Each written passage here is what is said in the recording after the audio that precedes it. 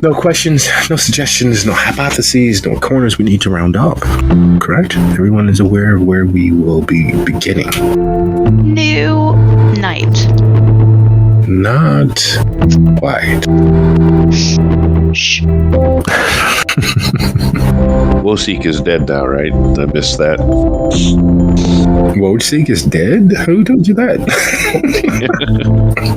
It's just wishful thinking. It is. He is such a slimy little bastard. I'm glad that people actually hate him as they should. Without a shadow of a doubt, I do want you guys to know that I am always appreciative for play, especially Chicago is the foundation for the bulk of every server, every chronicle that I have been a party of and party to. It's the alpha and omega for my resurgence with play. So you all have a special place in the halls of infamy that is my mind and thoughts. I want to thank you so very much for being here and all the play that you guys have so graciously donated to the charity of my imagination. It is a great place to be in, watching the characters live their lives and survive their nights. With the closing of our last episode, the closing of season 12, with the realization as to how many pokers are actually in the fire that need your attention. When the mumbled words of greatness spoken in the dark finally echo into silence, we realize just how precarious this place that the coterie inhabits actually is. They have always been on the precipice of greatness. They have always danced on the razor's edge between being heralded figures amongst the tower and infamous criminals hunted by the tower. It is not the most comfortable of places to exist. However, mankind's ability to adapt to any situation, to accept it as the normal, as long as the opportunity and options for continued existence outweighs more times than not common sense, outweighs the natural inclination of that beast in the back of everyone's mind to say, fuck everything and run, instead of face everything and rise. The coterie has existed in this place so long, they don't really know any other place. They don't know any other path forward. They don't know any other opportunity to continue existing except for dancing this jig along the razor's edge. And with that thought held firm in mind, we officially begin Soup City Sins Season 13. Dreams Held Fast. When we last left our coterie, after once more doing the impossible, after once more having but a moment's breath and a moment's respite to come to grips with everything that they've managed and everything that still lays undone, hunger rears its head. There's no shadow of a doubt that some members of the coterie are considerably more in the grip of their beast than others. There is no doubt that Hestria's attempt to secure the safety of the coterie's haven has placed a burden on each of the members. And try though they might, with all of the many things left hanging over their head, the forest of swords hung by threads dangling in the wind, it is clear that they cannot be addressed with the beast riding as high as it is. So, parting ways, or at least the thought put forth to part ways, to gather sustenance, to reclaim some semblance of their unburdened minds. Where does that leave Sophia and Miriam?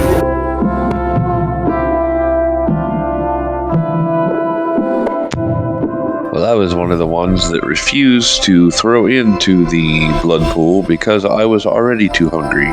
So I need to find some food somewhere.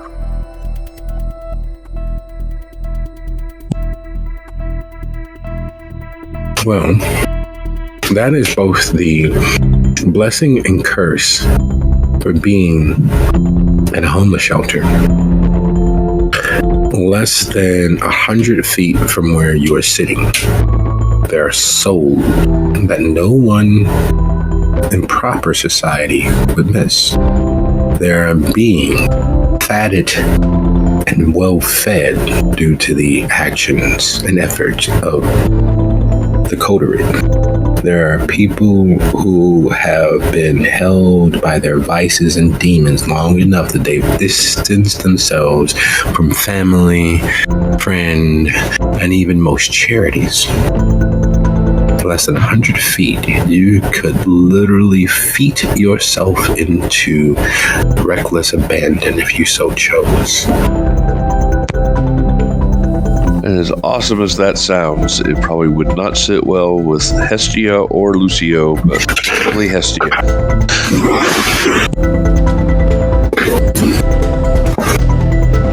Well, there's acceptance. Sometimes you have to give in to the beast so that it will leave you just alone enough to do something less monstrous. Monster you are, less monster you become is a often trotted out chestnut, because as dangerous as exposure therapy is, it often works. A little bit of evil to prevent a lot of bit of evil. Plus, with my particular bite, there would be no discretion involved at all. I'm not hearing a reason to not. And neither is your beast. It knows that there are fatted calves waiting to be cold, weak, easily forgotten vagrants, a stone's throw away. Even with your paltry strength, you could throw a stone now and hit several different victims at will. This is no way to behave. They are here to be fed upon. If God didn't want them sheared, he wouldn't have made them sheep. As appealing as it would be to gorge myself on homeless blood and turn them into an army of zombies, I think I will leave the shelter and go try to find some of that yummy, horrible bagged blood somewhere.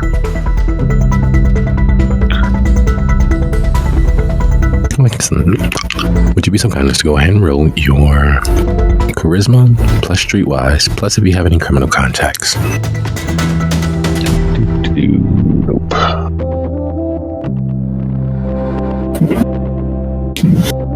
Well, this can't go badly. It's all hunger dice. That will be good. Oh.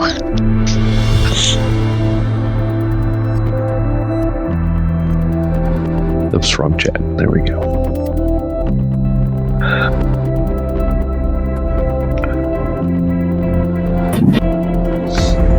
Could have been worse.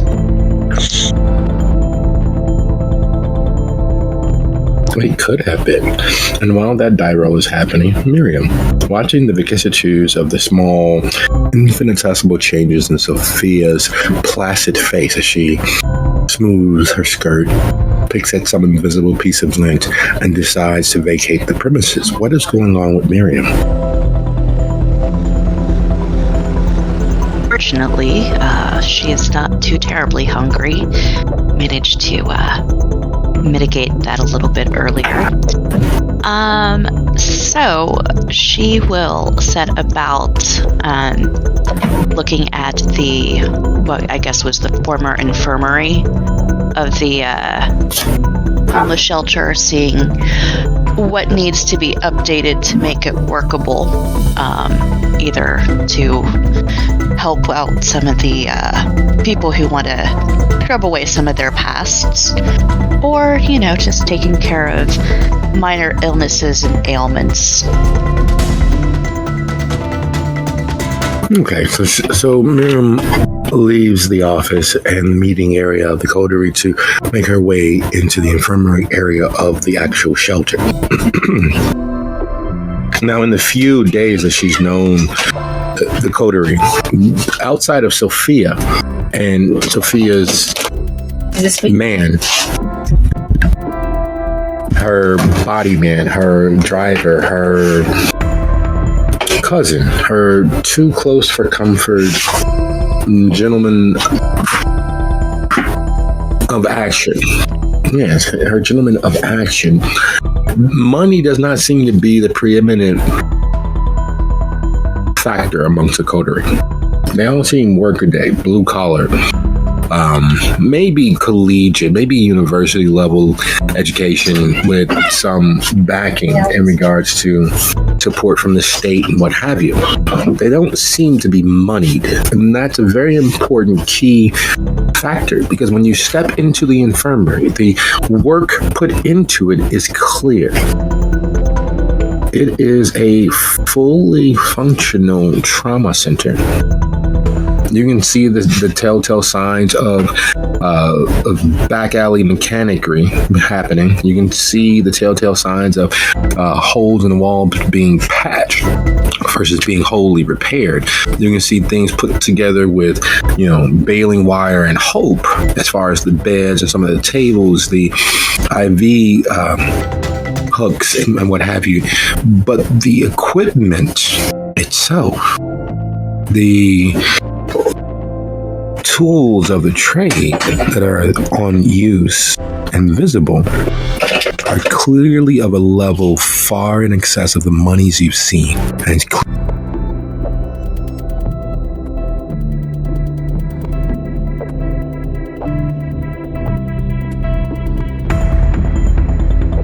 clearly in excess of more, and it looks as if they are a throwback to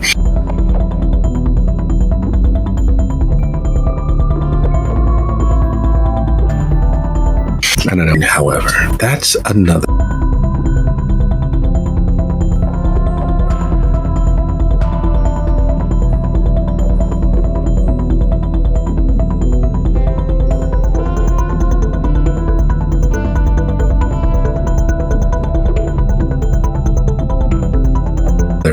But she will pull out a little notebook and make notes here and there and kind of maybe sketch out possible ways to improve some of the Mr. Fix-It items, and go about her night, because clearly she doesn't need to do anything unless there's anyone who needs some help. Now, the funny thing is, in most situations when dealing with kindred, there's a level of secrecy. There's a level of, you show me yours and I may show you mine. And while the questions have been asked, they haven't been forced, they haven't been labored, they haven't been attacked by any member of the coterie. From their clear government placed shadow in Sophia to any of their members, they have been openly accepting. Like, you're here now, okay, move on. Which is as odd as that could possibly be. You've been accepted into their haven. You've been accepted behind their walls. You've been added to their security to keep other things out. And there's still the matter to clear with the painted lady herself. While she was not a high priestess, while she was not one of the mothers of the cause, she was a notable personage, a respected personage amongst the Bahari. She wholeheartedly believed in being a cultivar. She wholeheartedly believed in Lilith, the Holy Mother. And while you haven't been devout anything, there's still that stigma that if that knowledge is found by accident, that there could be fallout, there could be ramifications that you may not have any recourse but to flee or fly from. How are you going to settle that or mitigate that enough so that the fallout would not result in belabored feelings at best.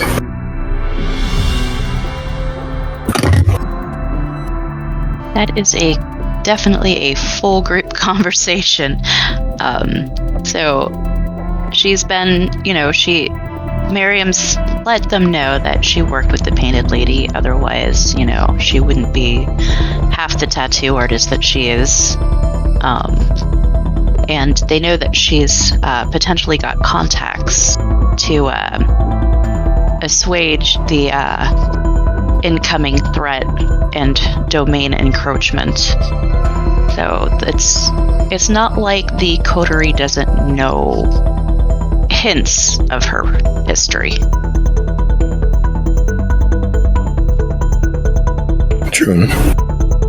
But there's understanding the possibility and being presented with any information.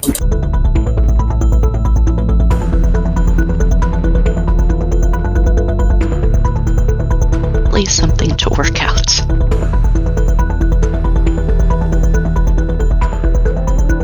Okay. But yeah, for now, she's just setting about making herself as at least indisposable to the human occupants as possible. Okay. Would you be so kind as to go ahead and roll your intelligence plus medicine for me, please?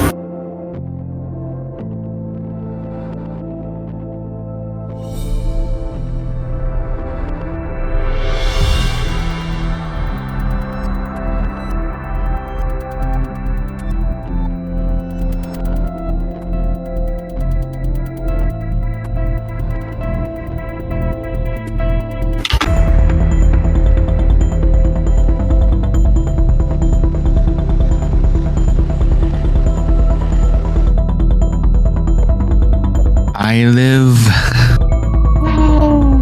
But as a kindred, do you ever really? Only when you're having fun with your coterie. Excellent. Welcome. Miriam was in the path of discovering just how much money has been spent on the shelter's infirmary. Just how much money has been spent on the tools of the trade to save lives, and the sheer amount that has clearly been poured into and is still pouring into the shelter's infirmary. Yet none of that money is spent on non-necessary, non-immediate life-saving infrastructure. It is clear that the beds have seen better days. It's clear that the IV holders have had better lifetimes. It is clear, however, that even with all of the patchwork done, that there is care and maintenance done to make sure that it is as safe, clean, and maintained as possible. Yet all of the money that's spent on the equipment and other life-saving aspects is enough to fund most shelters for years. Yet they have a barely out of high school front desk person, Julian, Sebastian, a child who clearly is an adult, but just barely so. You have Donnell, who is clearly an impassioned manager, but is clearly also overworked. You have Amalia, the cook, who often acts as manager and is a backbone of the facility, but clearly was formerly of the lifestyles that they seek to save, or at least provide a home for. In travailing through the infirmary and taking looks around the open areas of the shelter itself, you find other inconsistencies. Not just the shortage of staff, but the spate of volunteers that all have that a similar paleness and dark swarthiness of Lucio and Sophia and Sophia's driver.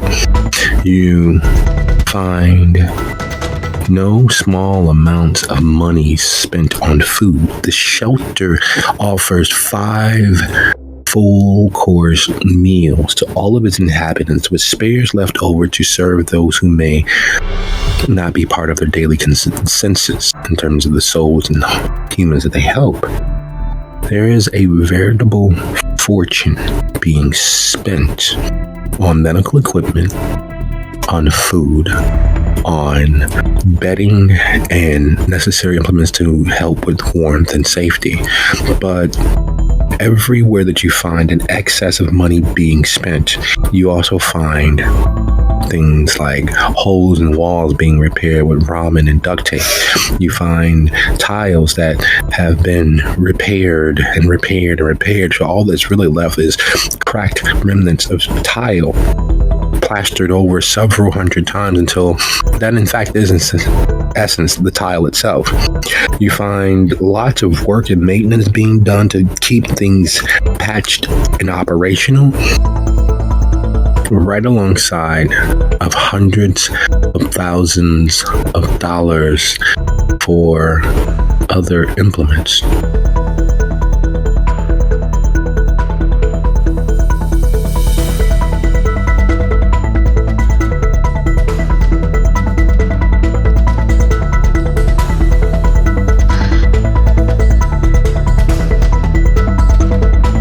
And poor Miriam is trying to wrap her head around it all.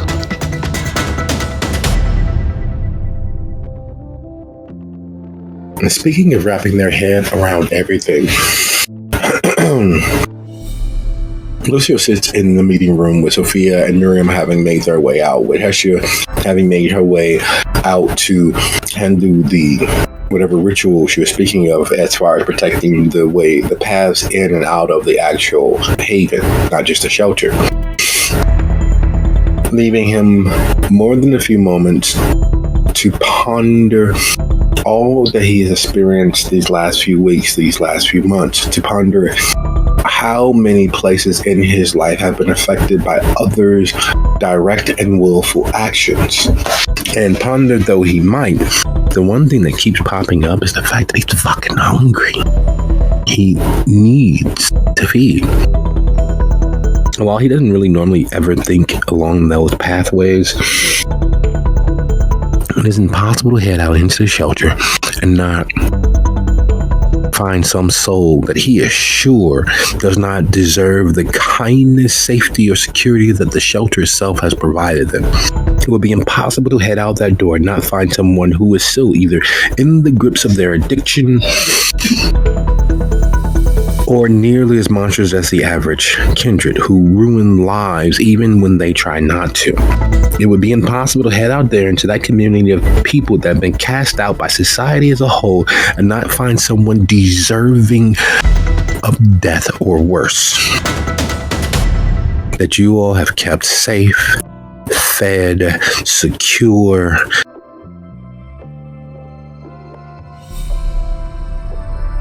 It's impossible. Mankind itself is dark enough.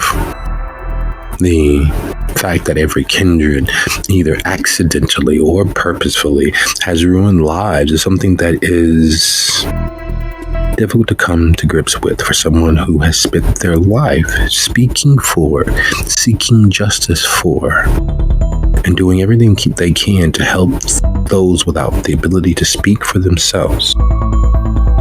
Lucio has been an avenging angel, a voice of justice for those who have received none. He has sought lost souls and returned lost lambs. And yet, after the last few months that he's had, after the realizations that have come to the surface, he realizes that he was spitting into the wind. He realizes that the world very much is out to get not just him, but everyone. Because he still hears her voice. Nash's childer, one of God knows how many, brought into this world of darkness. And he sees his own face. And not just his face, the fact that he turned away and said nothing for someone who so rightfully and righteously deserved justice. He did nothing but remain silent. And his beast didn't forget that. His beast has not stopped needling him about it. Every time he glimpsed the camera and saw his sister or Faye moving through the shelter, the beast needled him, replacing their faces with Nash's child.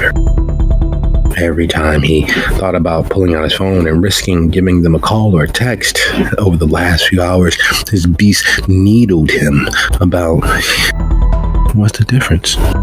One college-aged child is just as good as another.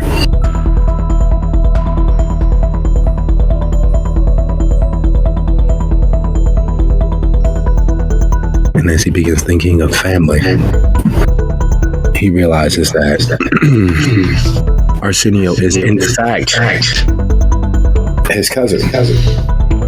He subsumed his cousin's mind. He forced Arsenio to, if not love him, at least obey him.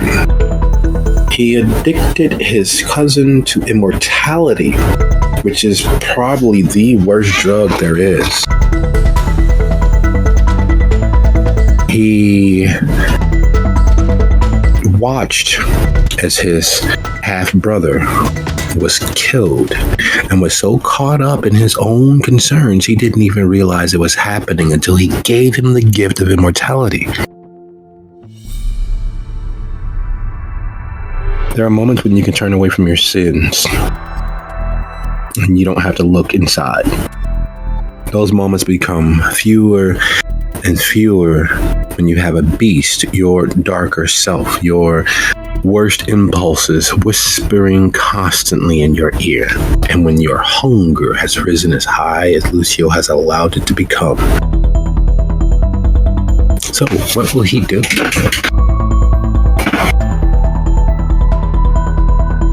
Since he can't really think straight, with his beast basically roaring in his ear, he's going to get up, address those gathered, and say, I think I need to quench my thirst. So, unless one of you two are willing to donate, I'm going to find a sorry sucker outside.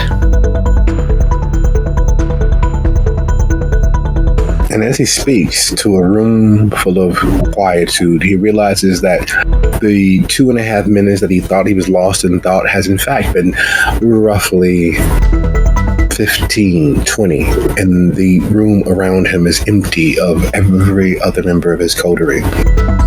He realizes that the thoughts have been so pervasive and so pervading that he's blocked out the fact that Sophia and Miriam and Hestia have gone about their self-appointed rounds.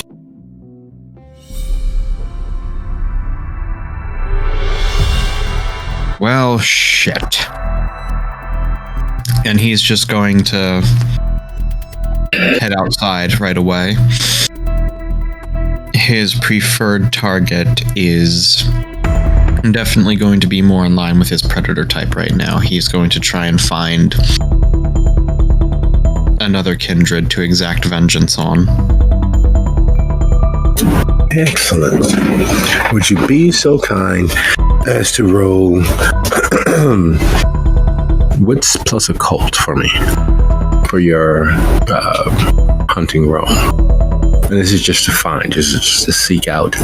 And while you head aloft to find and seek out a soul worthy of your condemnation, a kindred worthy of you drinking your fill and satiating the voice in your head, we turn our gaze back to Sophia. Now, in the grand scheme of things, there's no way to envision taking sustenance from prepared bags as anything more than what it is. It is bottom feeding. It is the one thing that is not of an elite level when it comes to Sophia. She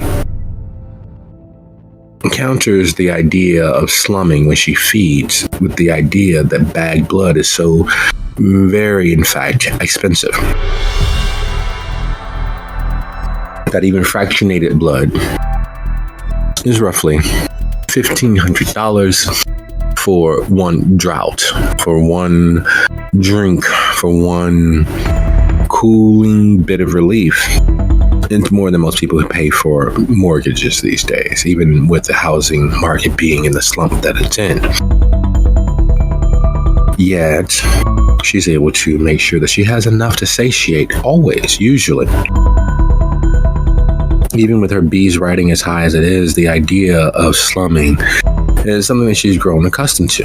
It doesn't rebel. It doesn't mentally gag. It knows what it is. It knows that fractionated blood only has a portion of that very potent life essence that is needed. But if you drink enough of it, well, just like almond milk or pea milk or any of the other substitutes for those who are lactose intolerant, it is just good enough when you really, really think about it. Plus, you don't get sick. You don't have the natural consequences. Unfortunately, new city, new contacts, and the invariable trustworthiness of having a connect to deliver. 5 minutes turns into 15 into a half an hour, and your connect responds as per usual when dealing with the connect. I'm on my way. There's a certain disreputableness that comes with the criminal service industry by and large.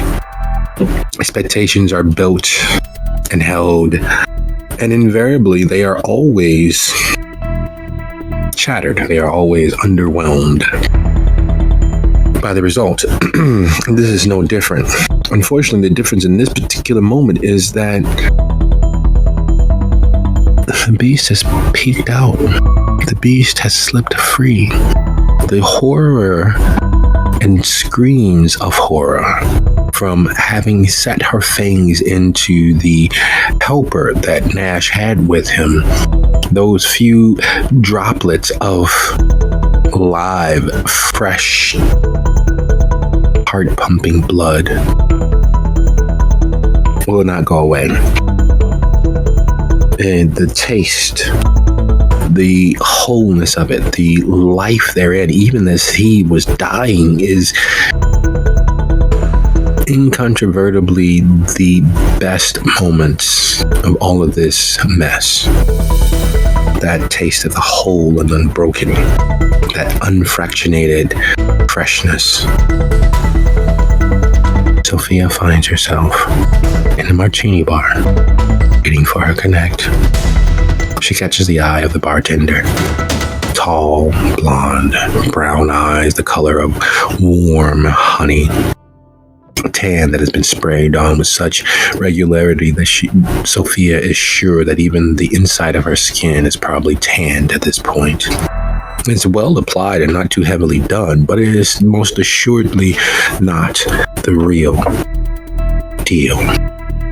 Just like the blonde in her hair is most assuredly something from someone's bottle, some decoction of peroxide or worse.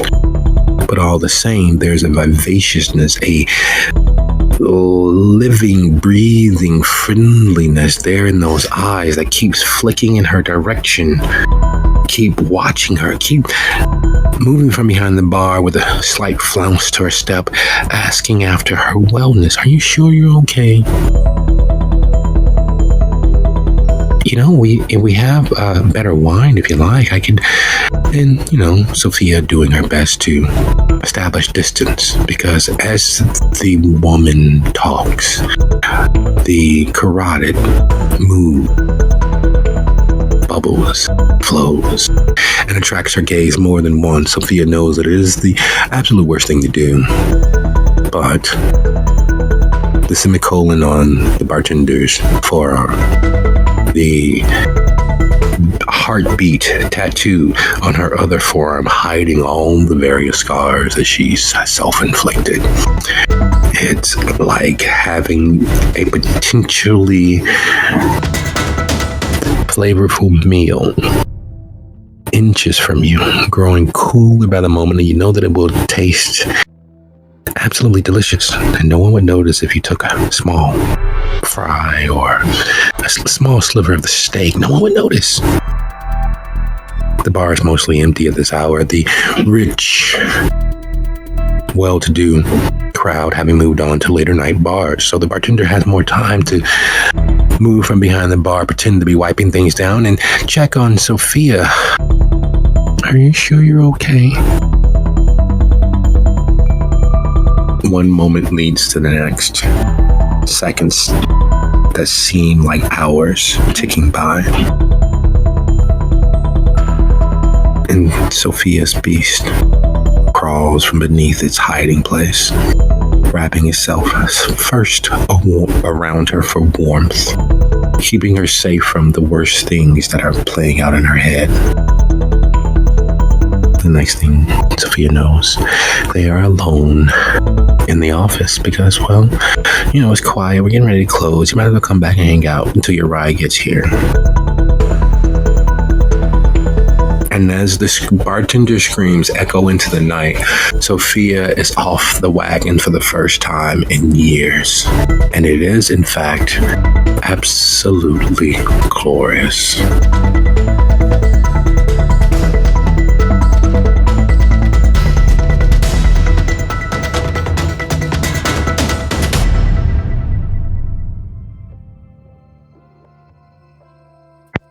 Nom nom nom.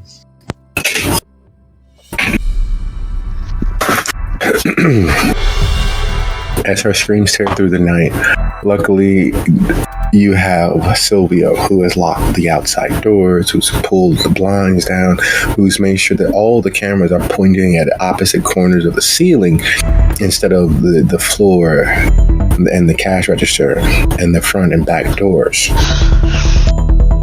What is it that you do, knowing you have her at your mercy? Do you attempt to stop yourself from emptying her, or do you give in to that little voice? No one would notice. At this hour of the night, in this neighborhood, anything could happen. Considering the night she's had, she probably just drinks it all.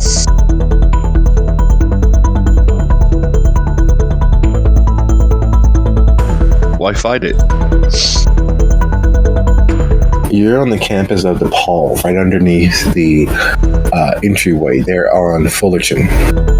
And your mom and your dad have driven all the way in from Rockford to make sure that you have everything you could possibly want. And though it is annoying as all get out that your mom is insistent that she gets a picture.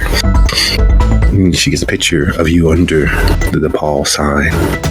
You oblige, and you stand there in your favorite Texas A&M burnt sienna hoodie, 2 fingers for peace, smiling, forced at first.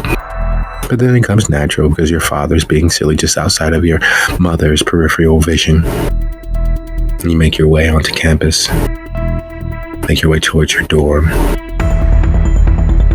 And then you find yourself a few weeks later having settled into the ins and out of campus life. And Braden and his friends, they're second string for the Blue Demons, who have, not the best record nor the worst record. And they do get, playtime. So they're big men on campus as far as it goes, not just big men in height. And he's applying the pressure. He's doing what you want him to do. There's something making your limbs heavy, making the edges of your vision blur.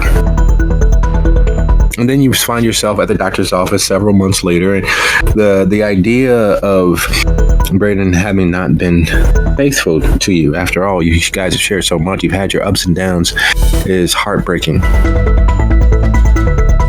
And then there's the call to your mother and the threats from your father to come up to the campus and hunt down anybody who looks even like that green-haired punk. How dare he? And then the news that your brother is being shipped off.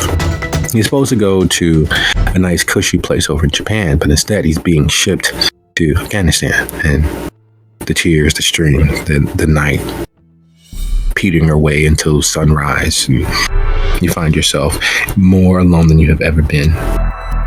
Then you get your first job in the big city, because after all, you don't want to be a burden to your family. And it's winter of your second year going into your third. And these moments, these brief glimmers of high points are so depressingly aggravating, because they are 100% dead smack in the middle of the worst things that could happen to some, but are just the average ordinary day for this person. They're annoying because there are worse horror stories out there in the world. But for this person, they're both the highest, most memorable points of their life and the worst moments. A person who only has half lived the entirety of their existence.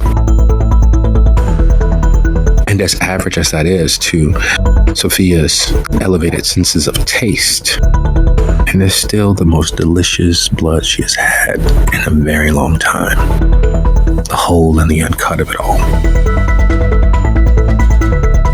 And as she finally pulls herself free, the screams having long subsided, she looks down on the placid, peaceful face of this woman. And the worst thing is, having been as close as you can to another person at the moment of their death, with that nuclear reactor level release of energy into the spaces between this world, there was no bang. There was just a whimper in the last few seconds, as the weight of 4 nickels, 21 grams, fades immediately from the corpse laying there, staring at her. Sophia realizes that, well, her life is better served as fuel for Sophia than for anything else that she has ever done.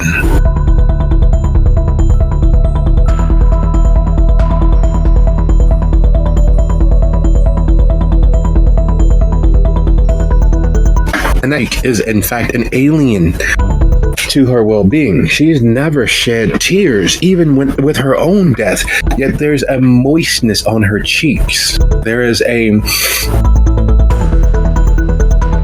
tear making its way across her face.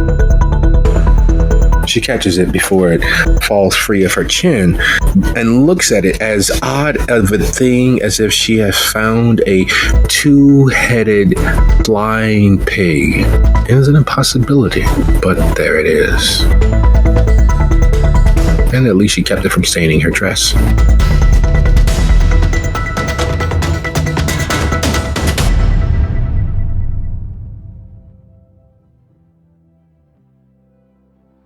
Please remove your hunger to 0. And while Silvio, like every good hound, is aware when the master is displeased, is aware when there's something amiss, can feel the emotional disturbance in the force, is there in the doorway, quietly in the shadow of his large bulk, waiting on your request or the perfect time to interject himself, knows that something has changed, something has happened, and he's not quite sure what.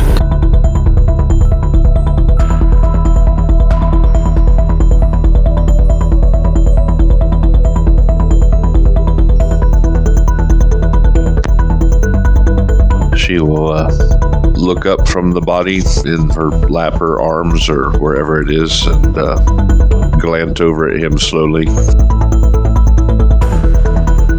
She doesn't say anything. She just looks at him.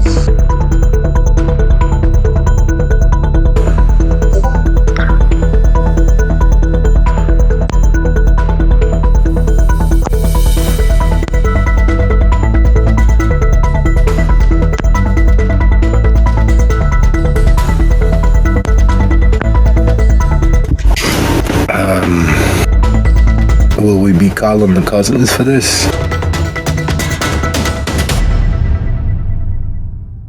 It would be a waste to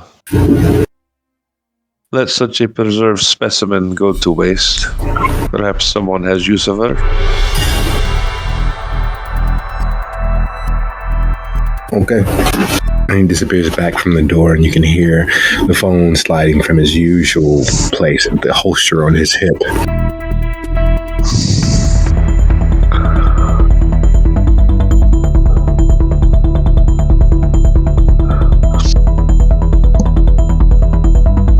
And as realization dawns on the world around you, in the spirit world, instead of its usual screams and adoration and adulation for a new soul being added to the engine that is the Shadowlands, we turn our gaze to Miriam. One thing leading to the next. 1 + 1 typically means 2, but 1 and 1 equals 11. And while you say 11, people immediately, especially as of late, have begun saying 1 and 1, like 22, but it's 10 and 1, but it's not as big of a mystery as people like to make it out to be. But for Miriam, all of the real diehard facts that she is able to perceive about this place literally add up to making no sense. There is a veritable fortune being used and utilized by a shelter that has beds that have been put together with shelving units. Just doesn't balance out by a place with a severe issue with being understaffed, so much so that she was accepted as a staff member her first time visiting. Yet there's a fortune being utilized to keep those members and clients safe, secure, well fed, and well treated medically. Having worked so closely with Kindred for years, having been around those few Kindred who have visited the Painted Lady to get those tattoos, she's aware that Kindred utilize everything they can for their own gain. But none of the Coterie members feed on the members of the shelter. So they were keeping them alive, keeping them around like a herd of cows would be one thing. But they're not even doing that. There are computers and printers and laptops and tablets. And while you can get bulk deal for those things, the sheer proliferation of them is unworldly.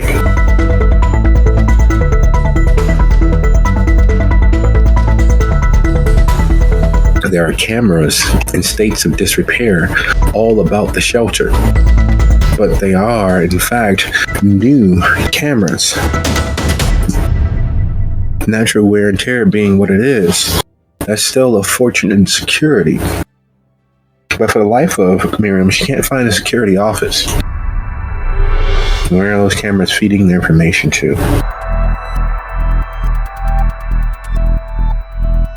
The sheer amount of space being used for the shelter is vast. There are nooks and crannies and places out of the easy eye line of anyone moving up and down the hallways, as Miriam herself is. But there aren't any truly illicit activities happening. You know, you have more people than you should in certain stalls in the bathroom, but that's to be expected. That happens everywhere. When people have the opportunity to numb themselves, they take it. Yet there's nothing to the members, even though shelters have a high rate of assault. None of those behaviors are present. There is a lack of reality to the shelter that is unavoidably obvious.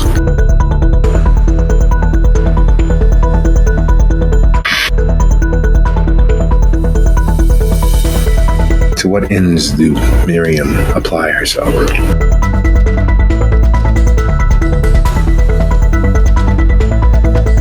After I guess, pretty thorough investigation, she is just going to go back and sit in the office for now, waiting on someone to come back.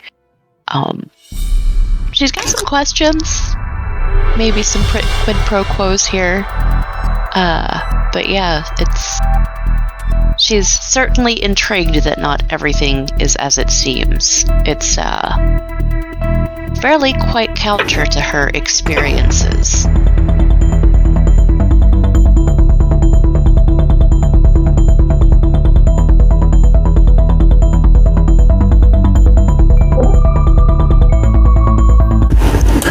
Settling into the office.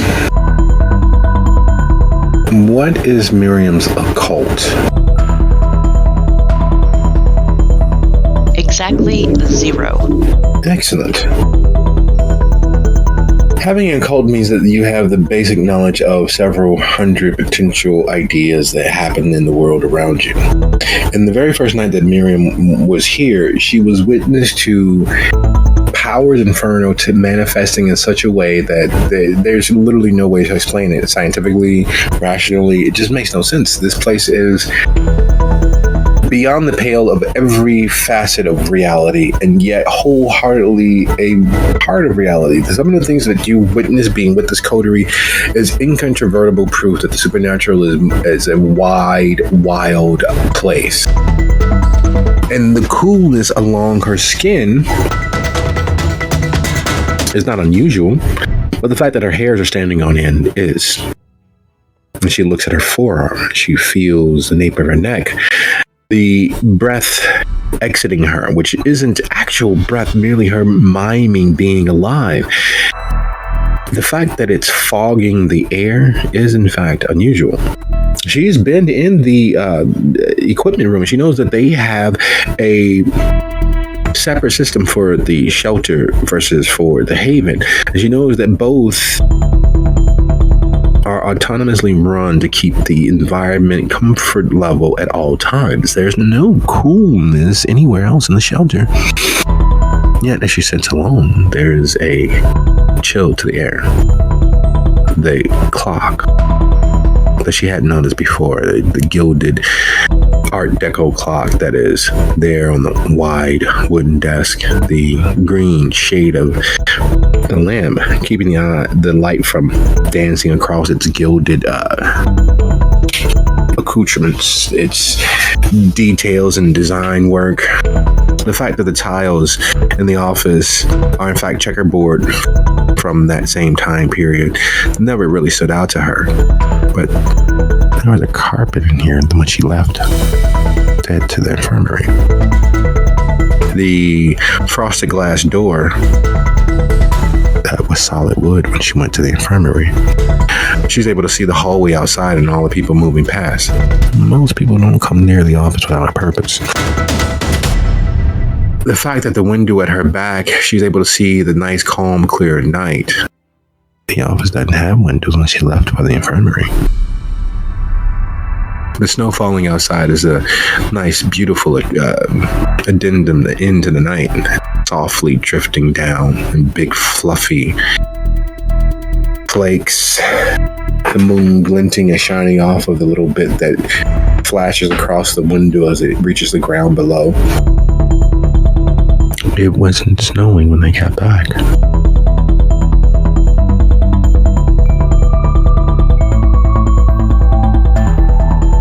Miriam is just going to be confused and sit there and wait because clearly there are questions. What the hell is going on? What the hell indeed, because the door opens and you have never seen this woman before. She's dressed in a very stately and elegant evening gown. Her stole draped across her shoulders. Her hair, which you can tell has a lot of volume, is pinned tightly to her head. And the tiara that she wears is something that you remember seeing in some magazine as to the heights of fashion back during the early 1930s, late 20s. Her pillbox clutch held loosely in her gloved hand, her caramel skin and bright big eyes as she smirks and smiles. The lipstick, a shade that you have not seen ever. It's a dark red that looks almost like bruised plums. As she enters and closes the door behind her, sitting across the desk. Well, ain't you something? You done paint yourself up real nice now, ain't you? I'll smile at her, if you say so. Well, the art you got there, the sailor art you got all over your arms, that tattoo stuff from over there in them Philippines, huh? No, from here in Chicago. No place I ever heard of. But anyway, I know you are busy and you gotta get back to what you gotta get back to. But we need to have a conversation. If you're going to take care of this hotel as it needs to be taken care of, you are going to have to put your foot down. You need to find a place for you. You need to make this your own place. If that's something you might be able to do, Mr. Capone. Or you just gonna let us be run over like every one of your other businesses?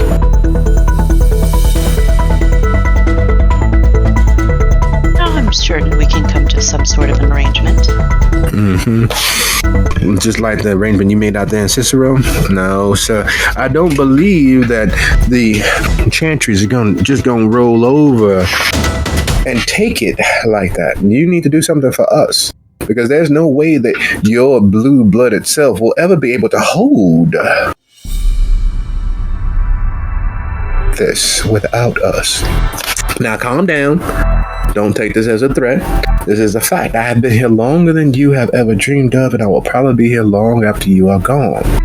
However, my blood, my peoples, can make sure that you have a claim to this if you allow us to negotiate with those damn Giovanni on your behalf. You think that's something we can do? Or do you want to sit here and face them all by yourself? Face the Giovanni, stare down Loden, deal with Inyanga, all by your little old lonesome. You know the prince don't even like you no more. Your money ain't as good as you thought it was. He's already decided that if you don't put up, you will be shut up. Isn't that always the way? It most assuredly is, especially when dealing with that Swedish bastard. Now, what do you say? We got a deal. You gonna let us negotiate so that the Giovanni don't come in here and take everything you have? Or we turn a blind eye. We're not gonna stand against you. We just won't be standing for you. We will nod. Do what you must. Well, then we have an understanding. I will take a trivial boon for myself. And she slices her hand through the glove and wells the vitae up and extends her hand across the desk towards you. Not that I don't trust you, but things sealed in blood carry a little bit more weight than the water of your words. Fair enough. She'll extend her hand. And like a flash of lightning, the blade slices through your palm. Unbidden, do your own will. Your vitae wells up. She clasps your hands. I'm fascinated by this. Now remember, Capone, we have a deal that will last longer than either of us, provided you don't break your word. And And the moment that she says word, the office is back to being carpeted. There is no window behind you. The door is no longer frosted, and the Art Deco clock on the desk fades into non-relevance. The room is back to its balmy 80 degrees that is kept because you guys are in fact kindred and like it a little warm. There's no fog in the air from your breath, and you could swear that you know without getting up from the office and going to find a window that it is no longer snowing either.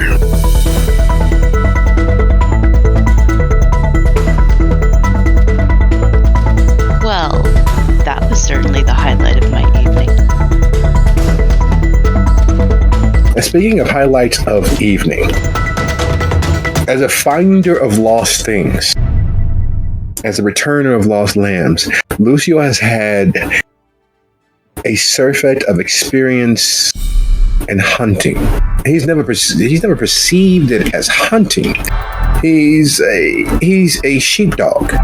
He is the thing that protects the flock from the wolves of the wild. He is, at best, an occasional violent protector. He is not the wolf itself. At least he had never perceived himself as such. He never perceived himself as a creature of the wild seeking to steal from civilization. He never saw himself as the wolf or the coyote or the bear or the jackal. He never saw him as something that preyed on civilization until now. He sits, wiping away the vitae of the kindred who stares up into his face. The words dying on their lips, the fear of coming face to face with one's own end, enough to even drive them into silence. And they cower on their back, staring up at the tool of their demise. Truth be told, Lucio doesn't realize or understand why he stopped himself. Truth be told, there is still a portion of Lucio that wants to reach out and finish what he started. And he's not stopped by some great compunction towards good. There is a little voice at the back of his mind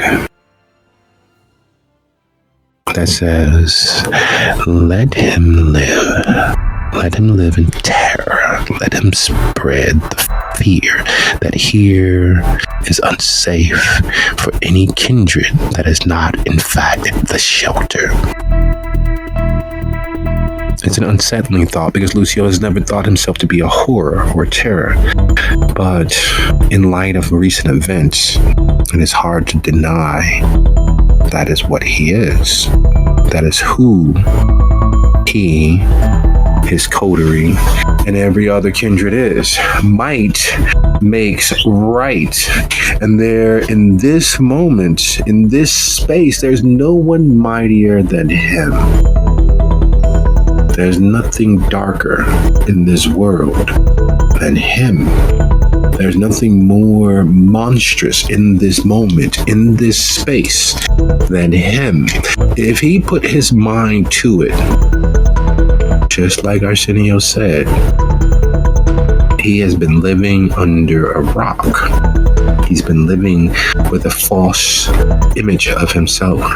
He has always believed that death is the worst thing that can happen. He has always believed that if an enemy was worth it and they have caused all sorts of evil and harm to those that he loves, that he can punish them most by causing them to cease existence. But no, hearing her scream, watching the open, honest fear, with her unable to do anything except for watch it happen to herself, knowing that she was freshly turned against her will. She was killed and brought into this world to be killed again because he and his coterie brought her to judgment as proof of another's evil. And he, his coterie, didn't speak up for her, didn't risk saving the lost lamb. He might as well have been the one who chained her down. He might as well have been the one to aim the sun ever so slowly and immolate every inch of her.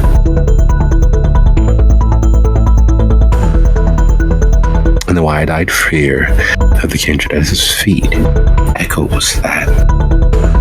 There's nothing like being the predator of predators.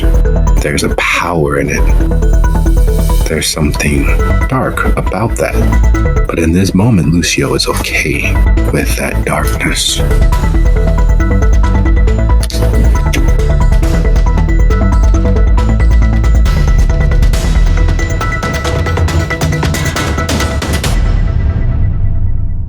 He kneels down to the kindred. Oh God! I didn't know it was their territory. I'm sorry. I thought you guys were in trouble with the government. I didn't know that they gave it back to you. I'm sorry. Get out. Sure.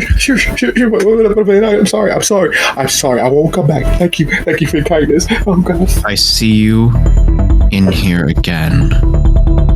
I'll finish what I started. I promise you won't see me ever again. I'm sorry.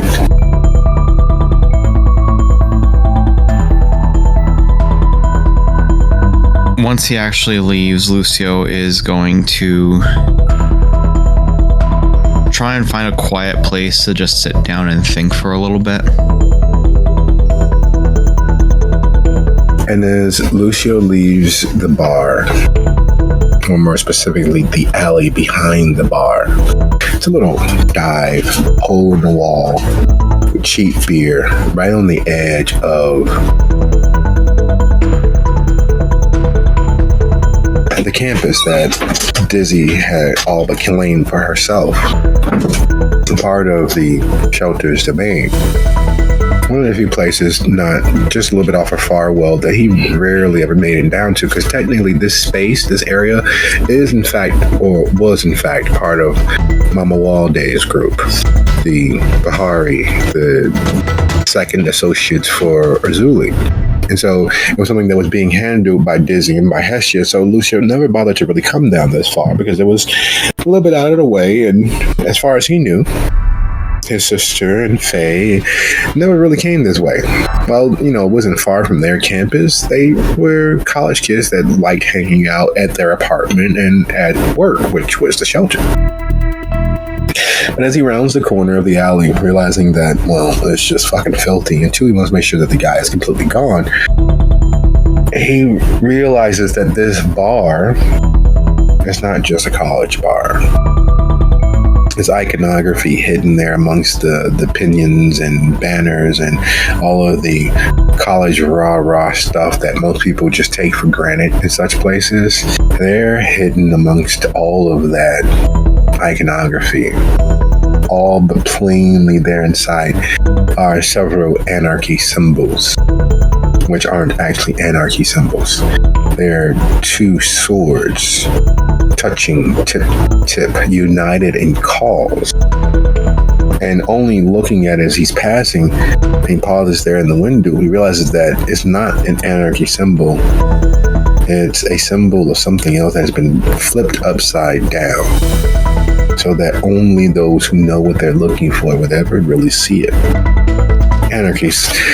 The idea of anarchy is so connected and embedded in the youth that any facsimile of it is taken as what it seems to be, not what it actually is. And the declaration that this bar is accepting of the rabble, the declaration that they could hide in plain sight. And judging by the dust and the other pinions and banners and pennants that are up there, it has been there for a while. Meaning that this whole entire time that the shelter has been proud of their domain, that they have been holding the line, that they were doing their job as hounds as a coterie of strong kindred by dint of their experiences right under their nose. The Anarchs, the Bruja, have declared this bar theirs. They planted a flag, and while standing outside looking in, you can't easily discern which of the dirty, filthy, childishly unhygienic beings inside that bar are in fact kindred. Hell, unlike Lucio and most of the coterie, other kindred blush because it is the only way to be invisible, not just to the mortals, not just to the prey, but to the other predators.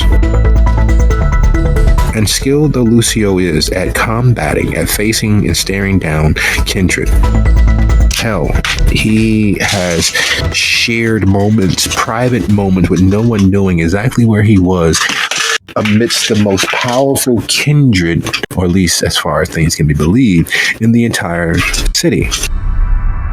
And even as skilled as he is at noticing kindred and picking them out of a crowd, as he stands here on the sidewalk, he realizes that he couldn't tell hide nor hair which of those beings inside this bar are kindred.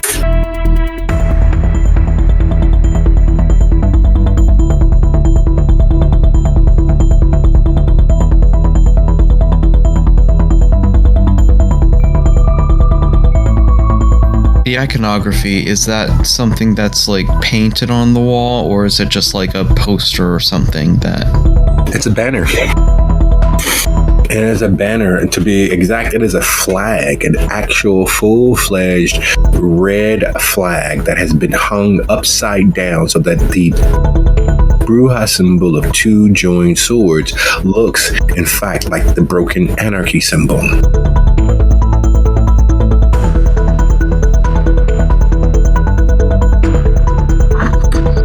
And as well hung as the other pinions, pennants, and banners are atop it, next to it, you know that it has been there a minimum of a few years. This whole entire time.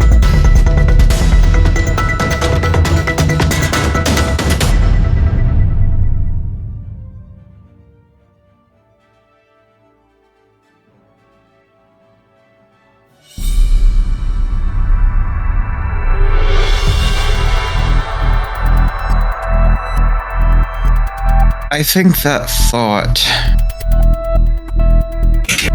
almost angers Lucio enough to just rip it down and walk away with it.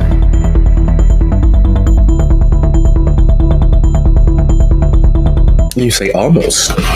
Is he of a different mind? Is something else tempting him from the dark? Because there's nothing but air and opportunity, and he no longer needs air to breathe. You know what? It's not going to be almost. That's exactly what he's going to do. He's going to pull it down and just walk away with it. There's a moment in every movie dealing with Westerns where the hero or the big bad cowboy, gunslinger, cowhand opens the door to the saloon and everything stops. The music stops playing. People stare towards the door. Everything gets quiet until they can discern whether he's there to start trouble or simply have a bout of whiskey at the bar. That moment doesn't happen. Lucio pushes open the door, it slams against the back wall behind it, and everyone continues with their loud, raucous conversation. The music that is playing, Lucio is not quite sure how he knows that it's the Ramones, but he does. And as I Want to Be Sedated blasts off the walls, the music taking on a presence of its own and weighing across Lucio's shoulders, pulling him down, grounding him somewhat. The sheer reckless abandon of the crowd around him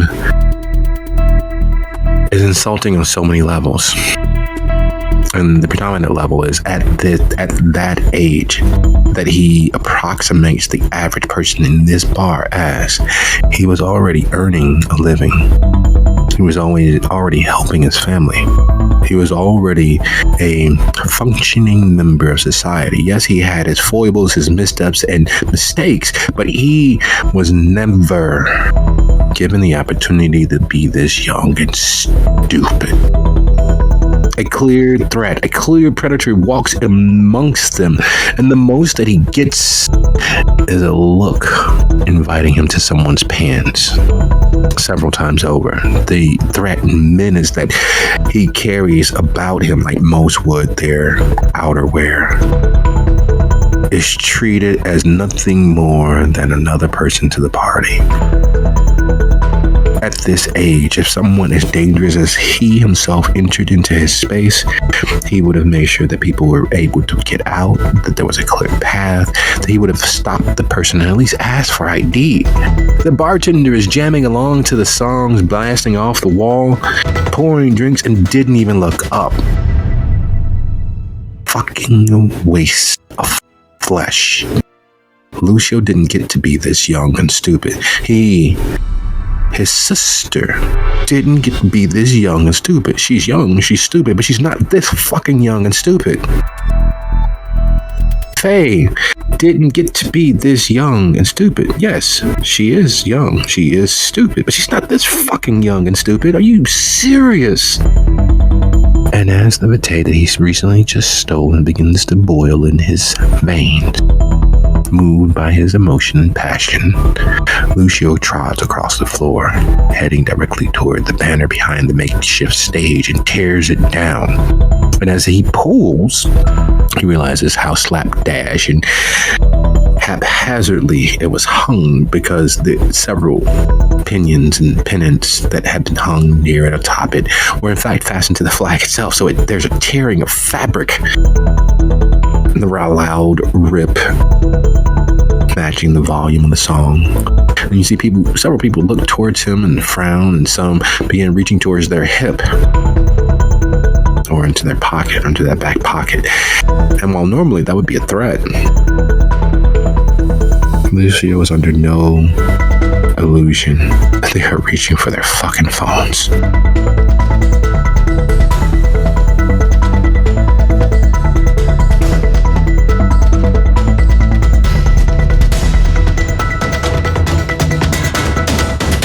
And as unceremoniously as he came in, he is just going out with the flag. Hey man, you can't do that! He's ignoring it, and he's just leaving. And as he exits the flag, getting stuck under the door and further ripping as he pulls, closing the door behind him, not by his intent, but simply because the flag got stuck and he just kept walking. The door slams shut. The edges of the flag tear free, tattering, leaving strings and streamers in his wake. We turn to Hestia, who is at the morgue door. She's already done the office. She's made her way down here, and there's a gnawing hunger in her gullet. She's been hungrier. Her beast has been more prevalent. But there's something about this moment. There's something weighing just outside of her peripheral vision. There's something in the offing, some moment, some invisible demarcation that she's crossed. She can't put her finger on it, but she keeps hearing a faint, "Oh God, help me." And she looks and there's no one there, but she hears it. She's sure she hears it. Her senses have rarely lied to her.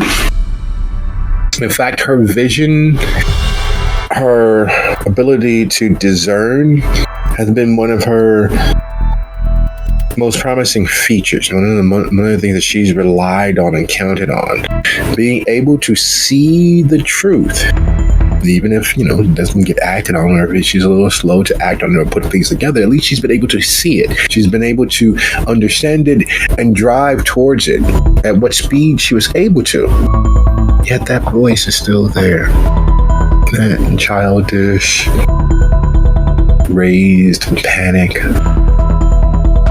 And as she finally gets the door jamb coated and steps back to begin her incantations to make sure that the warding is in place to keep her coterie safe from interlopers, to keep other kindred from crossing the boundaries. She's careful to make sure that it is in fact pointing outwards and not into herself.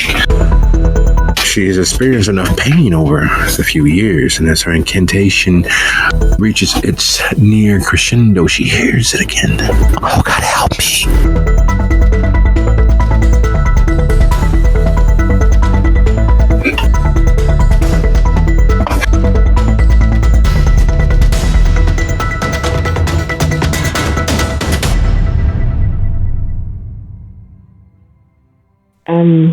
So she is going to switch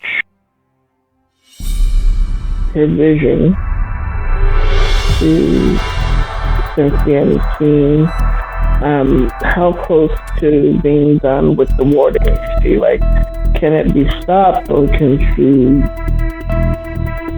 finish it and then do what she's about to do? Always task focused, Hesha has balanced out her time so that she can move as quickly as possible to get this done. She's right at the very edge of what is possible in terms of speed in initiating the warding.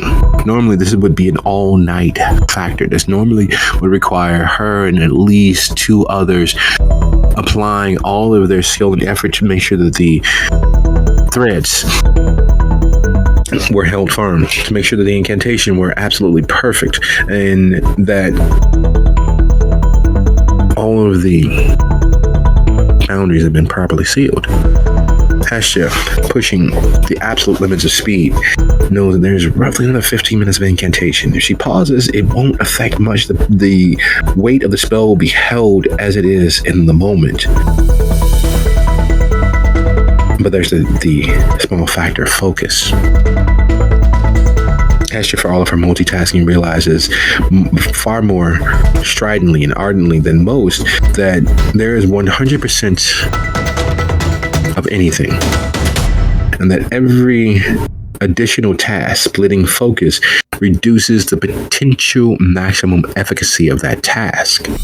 And in most things, because her coterie are all savants in their own way in accomplishing things that are beyond the pale for most people's imagination, let alone beyond their reach, she's pretty sure, she's positive, in fact, that anything less than her direct full focus on this will leave an opportunity for exploitation. So she can hold the spell and pause right here and split her focus as many times as she likes. But if she does not complete the incantation within the next 15 minutes, then she'll probably have to start over. Taking a pause, fine.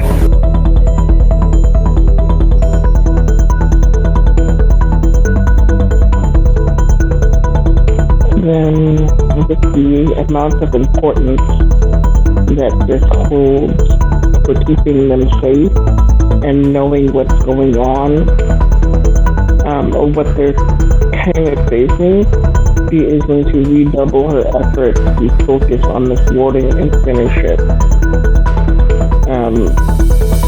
Keeping something being up, just watch her back, but at the same time, the focus is mostly going to be on putting the ward in place as strongly as you can. Okay. Mr. Guidance, go ahead and roll your Wits Plus Awareness. Take away one die, please.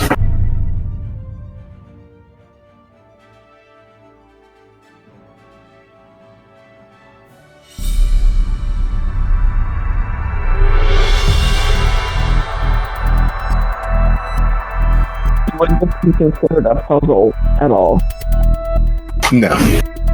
No, it's fairly straightforward. It's not one of those things where the details are hidden from view. No, having shifted her vision into the range of the supernal, the invisibly supernal, there's not much hidden from Hestia. There's not much that would not catch her attention. And as she continues chanting, the language crossing several different language families, moving from ancient Greek through to Amharic, to ancient Gaelic, to Xhosa, to... It is a code within the code, the way that the Tremere have designed their sigils and their languages that are currently in use. And so the speaking of a thing using the Tremere's coded magical blood sorceress language is impossible for most to understand in truth, because they use dead versions of each of those languages, the core languages that many modern idioms and paraphrases have come from. But when Hestia shifts her vision, her acuity, the range of what she's able to perceive, the glowing embers of the vitae, the soul bits that are fading and being used as fuel for the sigils and for the incantation, stand out to her. Not blindingly so, because she is in fact the wielder, the artist, the creator, the designer of this moment. But the world around her shifts as well. Her vision shifts and the world pales. It loses a bit of color. It loses a bit of vibrancy. And while the tunnel down to this morgue entrance, in fact, is quite dark, not as dark as you've seen of Lucio's reaching across the veil, but it is equally dark. It's well known to her and most of the coterie. However, in the dark, things hide. And that is no less true, especially with as many rivers and tributaries of the supernatural combine and settle here. He hears it again, except for now at the corners and edge of her vision, the periphery, right on the hoary edge of it, there's a hand reaching towards her. And she can hear tears. It's funny what you know the sound of, what you recognize. And there's a plop as the tears run down whatever it was his cheek and makes connection with the concrete beneath Hestia's feet. And as she focuses on her sigils and she tries to concentrate on the spell, she hears the plop followed by another. And more as the tears speed up, big, fat, heavy things filled with sorrow and pain. She hears it again. Oh God, help me. And the hand reaching towards her, the periphery of her vision. She knows what it is, but she knows far more than most that sometimes you should not look into the void. But curiosity has her. That voice, that hand, those tears. Does she bear to look?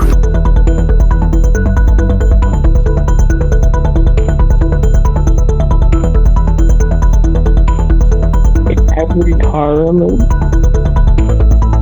and every instance that she's ever found, you pay attention to the spirit it gains strength. She is going to, despite the fact that it's probably not going to be anything, close her eyes and focus. Double down again and focus on the floating. It has to happen. She closes her eyes. And there's the old aphorism in the old chestnut that when you lose one sense, the others gain in strength. Normally, in truth, it's a bunch of bullshit. For the exceptional individual, that happens. But the reason why those who have lost senses are able to utilize the others with far more acuity is because of practice, because of the sheer will of their focus and the experiences that they have in viewing the world through those other senses. It's not something that happens overnight. It's not something that is instantaneous. No one is bitten by a radioactive spider and is suddenly able to shoot webs out of their ass. Normally. Because when Hestia closes her eyes, she can feel the hands on her shoulders. She can hear the age behind the voice. She knows the scent of those tears, that salty essence of life, plopping down, splashing her shoe. Big heavy things filled with sorrow and sadness. Fresh with the salt of life, the hands lightly pulling, touching, pleading for attention, pleading for help. Oh God, help me.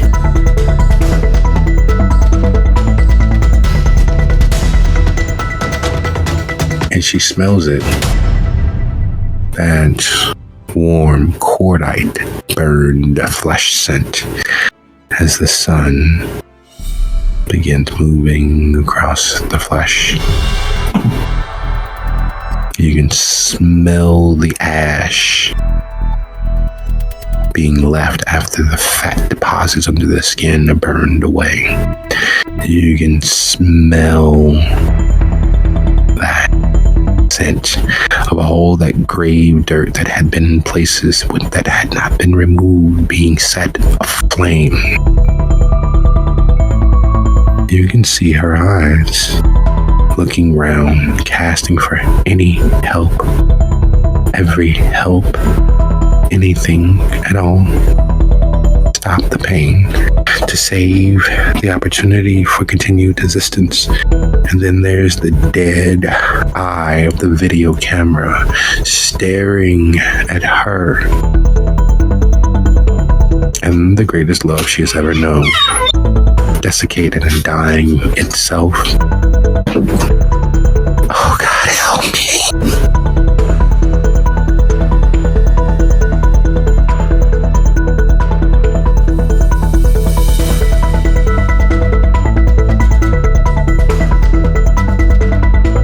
The question is there enough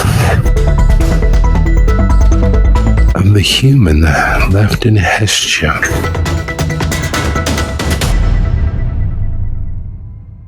that cry is answered, if with nothing more than the attempt to stop the tears? You'd be so kind as to roll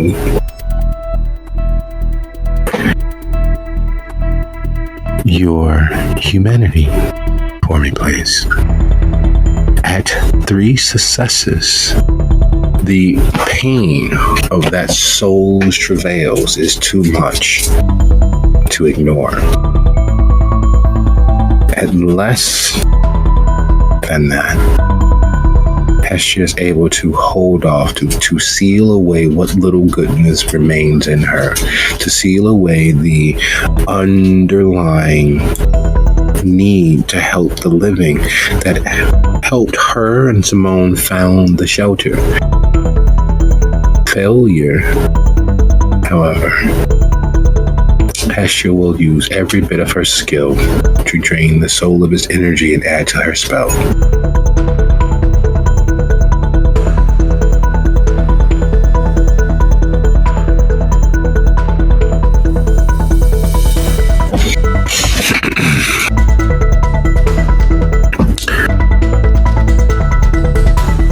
Everyone thinks that the world will end in flames. The most powerful nations marching to war, sending their modern tools of death towards each other with the goal of mutually assured destruction. During the 80s and late 70s, the fear was nuclear. There's still some fear of nuclear, but we use it almost every day with the reactors to providing energy to homes and farms across the nation. So the fear is still there of a nuclear meltdown, usually due to human error, not necessarily the will and need to conquer another country. This time the war, however, there will be bombs and robots and drones and all sorts of things that will make sure that death of humankind is the end result. And there still will be cities left, and that the animals will take over, the wilderness will reclaim every bit of civilization. But that fear of the world ending and fire and explosion is still there underneath it all. It's a anxiety. It's passed down from generation to generation. The more you know, the worse the world looks at all times. And in the realization that, for lack of a better word, Heshia's soul recoils from her in this moment. The heart of her stolen by all of the wrong that she's experienced. That fear for the end of the world, the loss of her soul, has managed to vanish somewhere along the way. And instead of tearing her gaze away from the spell that she is wreaking, instead of reaching out to help the soul, to at least send it on its way, or to utilize its energy to empower the warding, Heshia does the greatest evil that she has ever done. She hardens her heart. She closes her ears. She deals with the scent of cordite. And she focuses like she has never done before. And as the incantation begins anew, and her gesticulations grow in speed and effort, and the sweat of wielding powers beyond every idea of what is natural, Heshia finishes the sigil. Heshia finishes the warding. And Heshia gives two shits about whatever hell, purgatory, or any step in between that soul, that innocent soul, may be trapped in. And it's only as she finishes that she realizes there is only but one way she was able to do such a thing. One way that she was able to turn away from the pleas of the needy. And it's an uncomfortable truth. She is no longer who she once was, because of the efforts of the world and the monsters in it.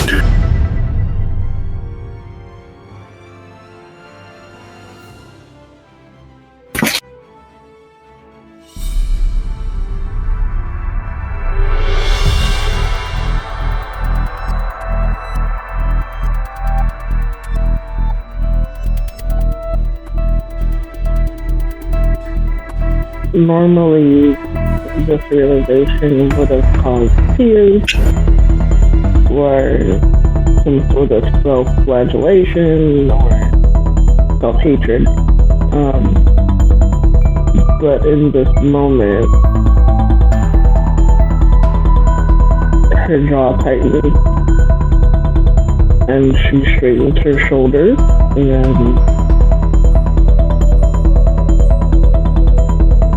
almost like nods at the board, like, good job, Hestia, and taps herself on the back in her head, and again ignores what she just did, what she just pushed away from. When normally, like I said, that would have caused her some sort of breakdown of pain, having denied helping somebody obviously, and even if they're already dead and beyond her help. So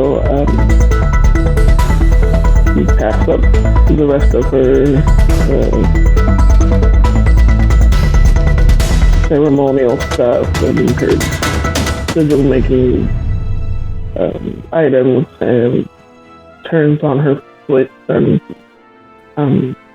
takes herself back to the haven towards the office.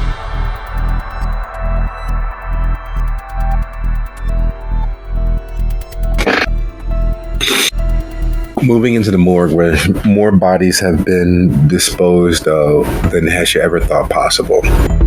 In the course of less than 1 year, there have been over 60 bodies inside the morgue due the hands and actions of the coterie.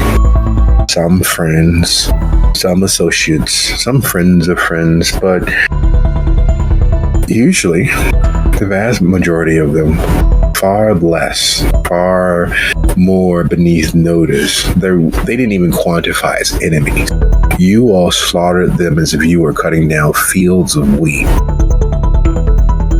There's nothing there. There's no emotional connection with that idea. There were souls that passed through the morgue that Hesha was sad to see go. But even now, there isn't that warm sense of loss. There isn't that weight of having been the reaper of a vast swath of the world at large. In truth, if Hesha's being really honest with herself, the vast majority of people that ended up here deserved worse. They deserve to be tortured. They deserve to have everything of value taken from them because they caused undue causes. Because it wasn't undue. Everyone feels justified in their own idea of vengeance, without realizing that it is in fact a cancer, a poison that will eat away. And she realizes what it's eaten away for her. The many faces of friends and family and coterie members that she's lost. The number of allies and contacts that she's lost. The cost of caring has been the pain lost. Stolen by the monsters of her society. Stolen by their efforts, their jealousies, their petty rivalries. Stolen and taken from her. The anger is a hard thing to deny, because both her and her beast understand the simple truth. If not for the efforts, careless, accidental, incidental, and purposeful of her society, she would not be where she is now. When you are cast adrift and you float along, getting along to get along, you are at the whim of everything that has plans and ideas and purpose and focus. And the question now beggars itself. What is Hesha's focus? Can she rise to the occasion of the monstrosities that have cost her dearly? On more levels than she was aware she was losing. Momentary lapses, momentary losses that have compounded upon themselves until she is as she is. And she heads toward the office. And as she's heading toward the office, we switch our gaze to Sophia and Silvio, who are now driving away from the bar as the van from Chicago Heights has finally arrived. The cousins, Samdi from the south suburbs, who have offered competition to the Castiglions. The cousins from the south suburbs who are considerably more religious about the idea. Their faith is carried out in all of their work, and while they do provide for the cousins who need flesh, they take great joy in what they do, because what they do is in service of all those powers out there in the world. The dead, after all, deserve some level of respect and should be cared for by those who understand. And as they wave as if they are just the happy-go-lucky cleaning crew arriving to the corporate tower after everyone leaves for the day, Silvio is his rarely completely silent self and decides to break the silence with the question at hand. Forgive me for saying Sophia, but where would you like to go?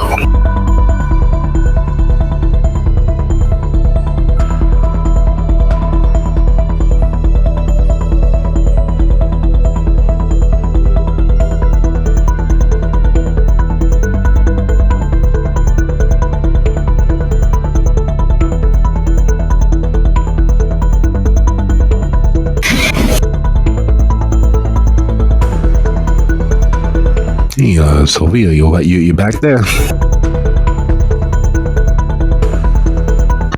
Yeah, what's up?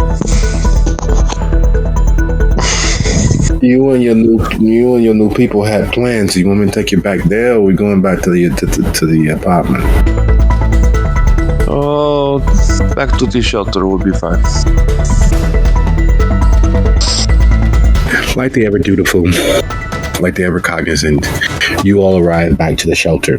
And fate, in a rare instance of not actively working against the interests of the coterie, has conspired so that each of you all are arriving back just as Miriam frees herself from whatever that moment was and looks around the office and realizes that it is completely past. As you all enter, Miriam is sitting at the desk, quietly waiting.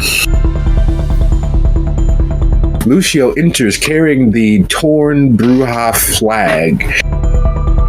Hestia enters carrying the torn faith in kindred kind and the world at large.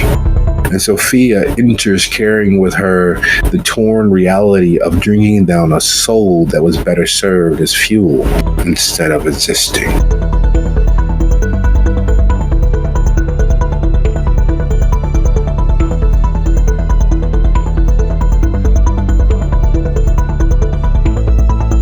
So, interesting night?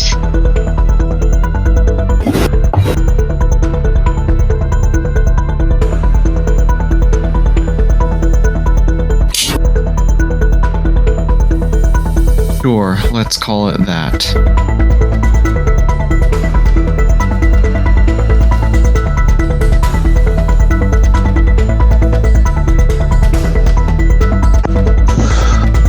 Some people cannot do as they are asked, but it worked.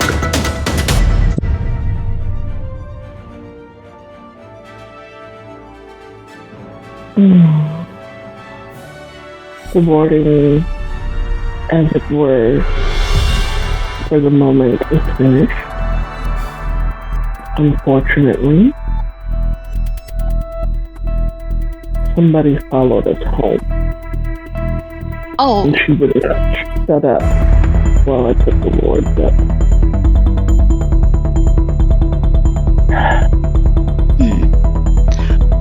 this office used to look entirely different. It was an interesting moment. Did you know there's a window over there? I'm sorry, what are you on about? Apparently a trip down memory lane when Capone was visiting.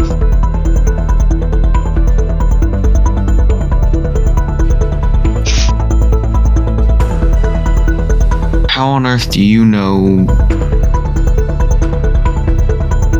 that he was here?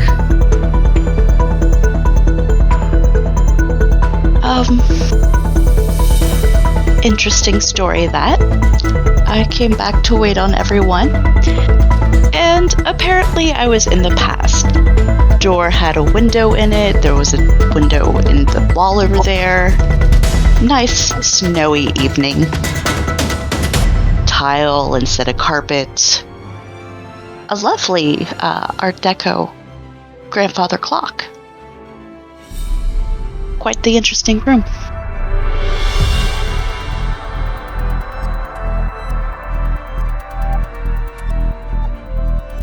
So you got up, walked out of the room, came back in, and it was 1920s. Thereabouts. I don't make the rules. This place is just weird.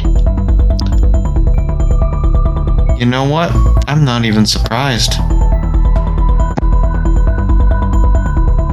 It is a conduit for strange things. But yeah, apparently he was dealing with the Chantry to broker a deal with the Giovanni.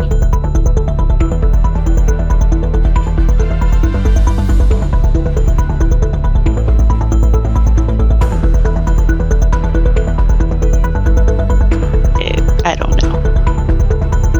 It was an interesting experience. I don't think it would be this, Giovanni. What we found is that Capone didn't want. She looks towards Sophia, who was kind of a raised up. The competition to have this place, and that has been kind of his problem the whole fucking time. Capone outsmarted him and gave it to us by proxy, and it has been in my hands for so long now that the only way that he can get it is if I give it up or die. Which, again, hopefully, with Sophia being here, I have outsmarted, but I can't say for sure.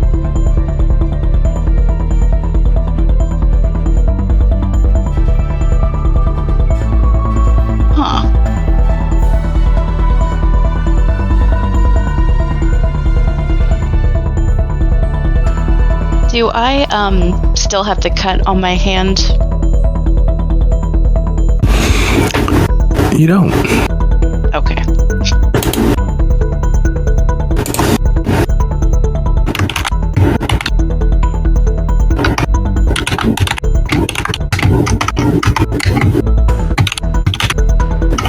So, how was the rest of your evenings?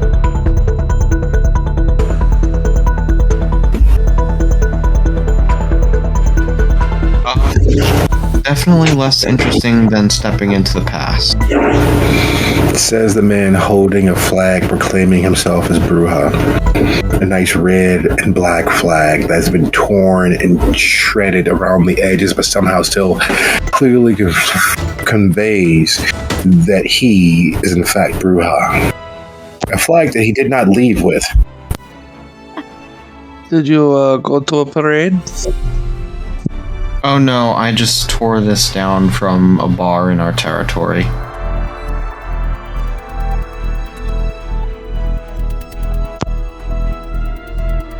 Who would fly that on a bar? Anarchs. Or Bruja. Or Anarch Bruja.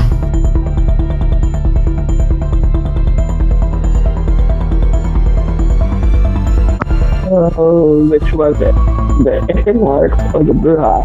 Because one is not a problem. The other one might just be a problem. They're both a problem because they're in our territory.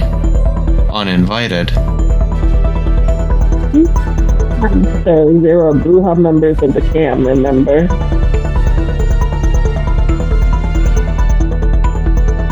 So, Yes, but I don't think they would attend bars. The only Camarilla Bruja I know, at least from my experience, is Damien and Critias. I don't remember any others. yeah, what Damien's side job is. He is baby chorus spaceman. He spends most of his free time and he is not doing sheriff shit in a bar. Lucio holds up the flag. Does this look like Baby Chorus's logo to you?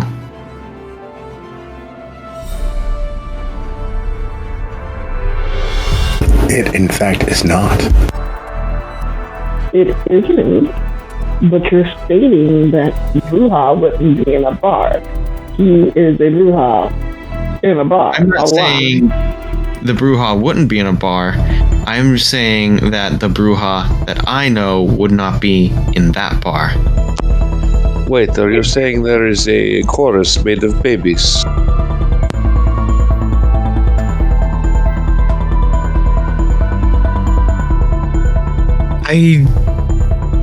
I cannot even begin to express to you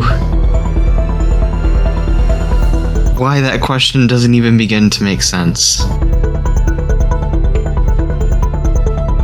So That's why I asked it, because it made no sense to me either. Who would go see chorus made of babies?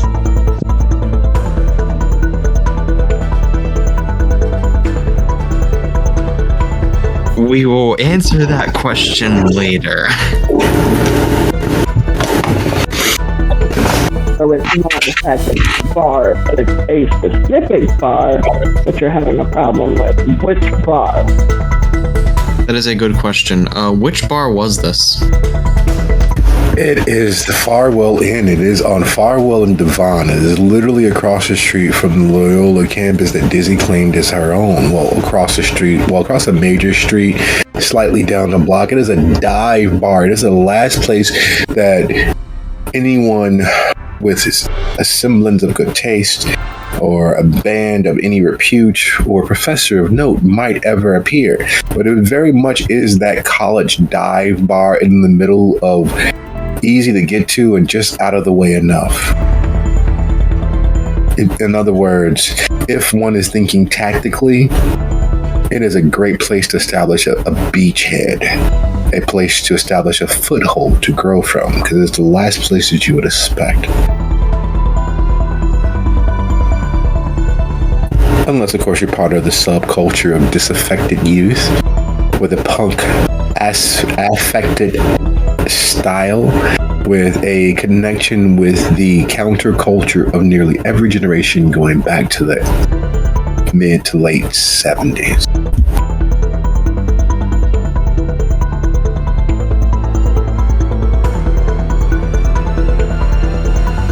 Yeah, that place.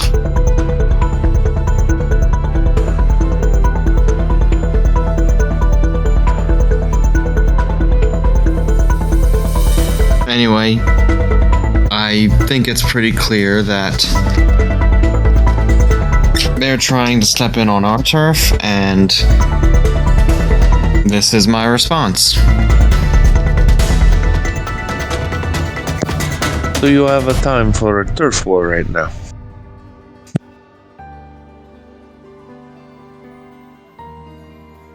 Do I? No. But I think we should have sent... I needed to send a message. Guess it's fair.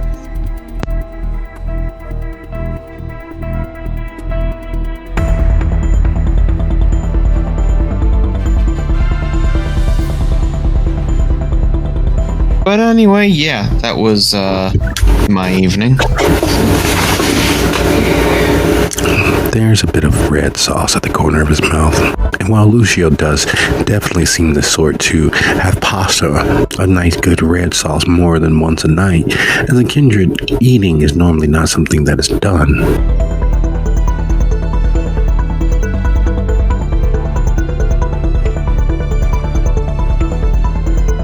Those of you paying close enough attention to Lucio would be hard-pressed to not denote the absence of a deathly pallor in Sophia either.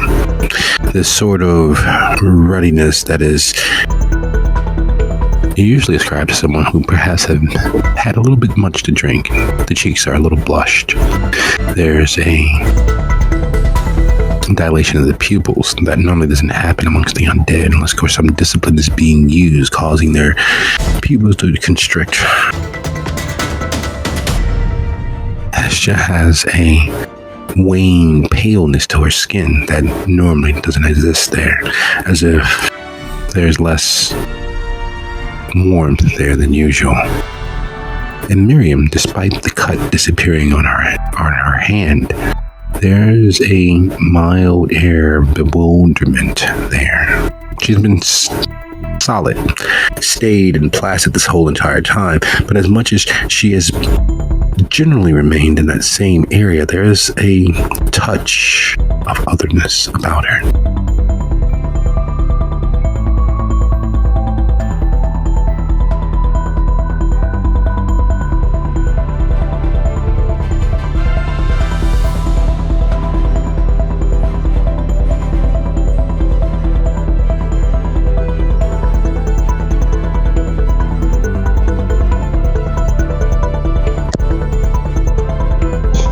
Lucio, you've got a bit of, right here.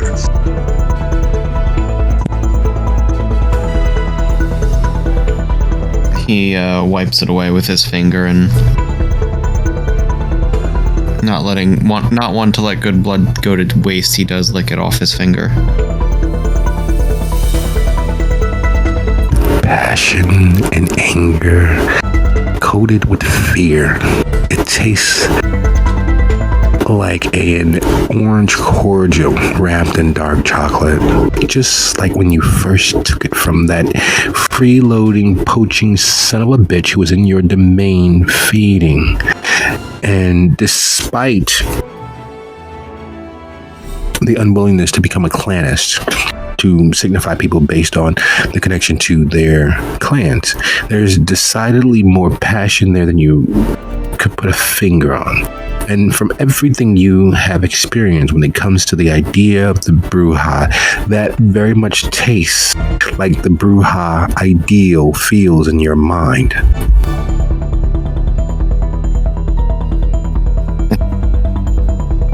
Maybe they'll get the message sooner than I thought.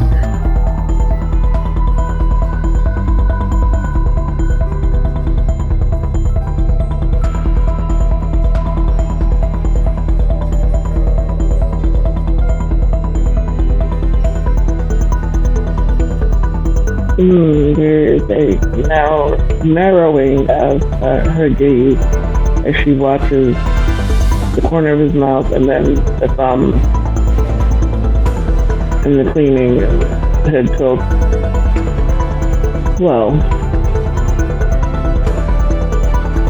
I guess it makes sense that I've become the monster that I hated. Hanging around with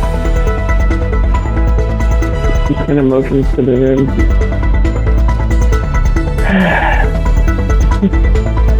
My sire would be so disappointed. But I'm still here. I'm alive, as she said. So I suppose that makes it up okay. I don't think you've ever, not that this is the time, but I don't think you've ever talked much about your sire with us.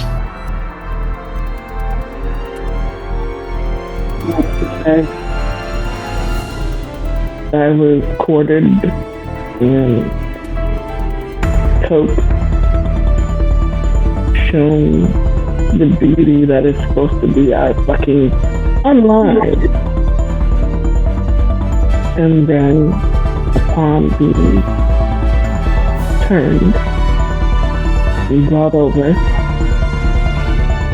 others in their jealousy sought to end her life and my own, even though it was brand new. And I lost her. And I've spent the rest of my time undead, living up to her fucking image in the chantry and living up to what he was supposed to be, or what people expected me to be, being her fucking child. So, that's where we are with it. And now, on top of all of that, I've been reminded again that I have brought nothing to the chantry. I have brought no new blood into the chantry. I have taught nobody new our tradition. And I will lose my place if I don't rectify that soon. Why does this sound so much like a pyramid scheme? Because it's probably is. But I'm in it now. So, but is it the place you do not want to lose? It is literally probably the only thing keeping me even a modicum of undead right now. Because if I didn't have Defobble favor, what little there is left of it, yeah. I'm sure you know where that goes. Remember the little girl on the roof? The one that screamed for our help? I saw her again tonight, and I would be in her place if I lost my spot at the church.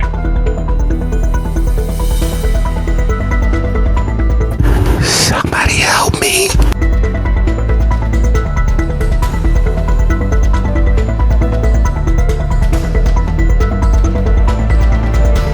There is a very soft snarl that comes from Hector's lips, and out of nowhere, while she was just speaking, agitated but calmly, shout, "You are beyond our fucking help. Shut the absolute fuck up. I'm so tired of hearing your voice. He killed you, deal with it."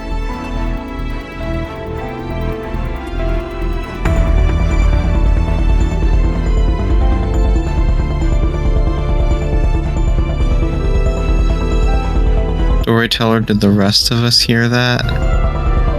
Yes, you did.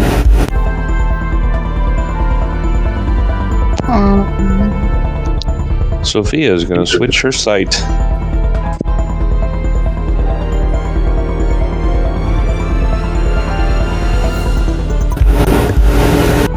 There is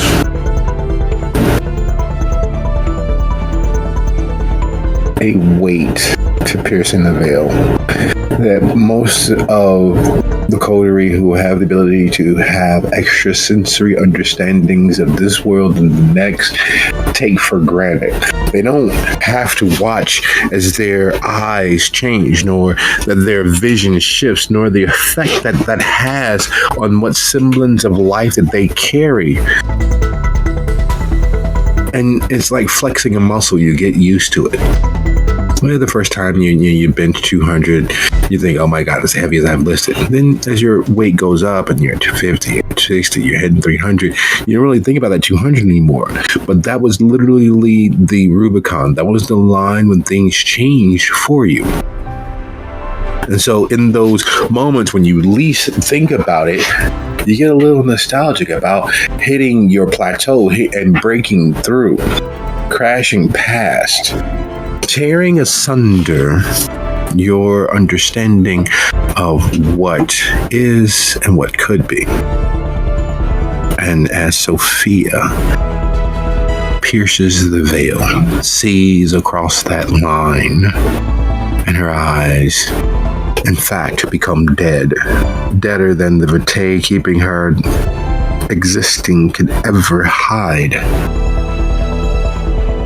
The image of it is hard to lose. The image of it is hard to shake.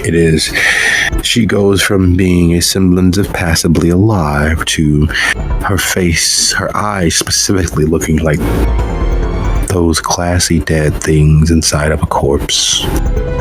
While she, Sophia, sees the little one, her feet missing, not missing because they've been cut off or they fade off into nothingness, missing because where her feet once were, where the sun first touched her, is nothing but a charred waste.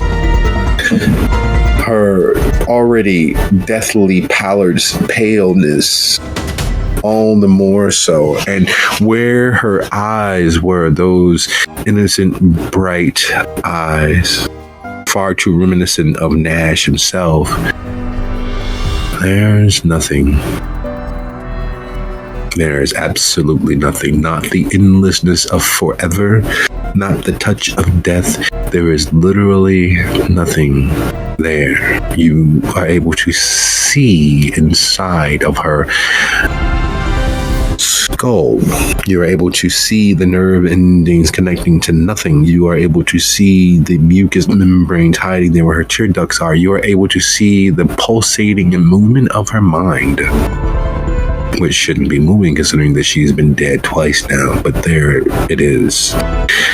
As if not everything about her died, not everything about her lost or was smoked into nothingness by the sun's touch, as if there was some bit of her, some innocence that was coming back to her as she refuses to see the horror that befell her and the horror that she is, as if there is an inability to look fully upon what that was and what that is.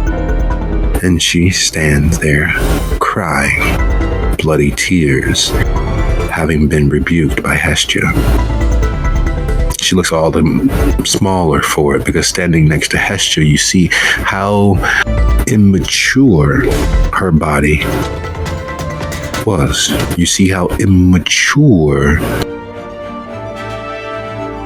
the thing was that Nash killed. You see the youth. Even in death, she's silently weeping, her tears trailing down her cheek, plopping against the floor. Deafened by the carpet, but still loud enough that you know that it's happening, is that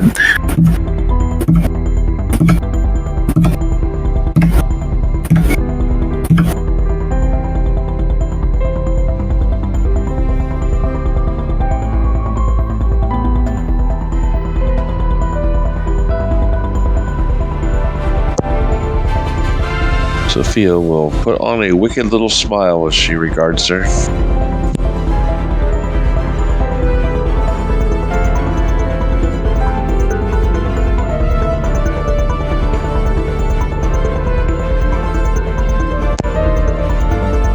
Say, well, how would you like me to help you? I don't want to die. I don't want to die. I don't want to die. It's too late for that, isn't it? My mother doesn't even know. Oh, God. My father. Oh, God. Oh, God.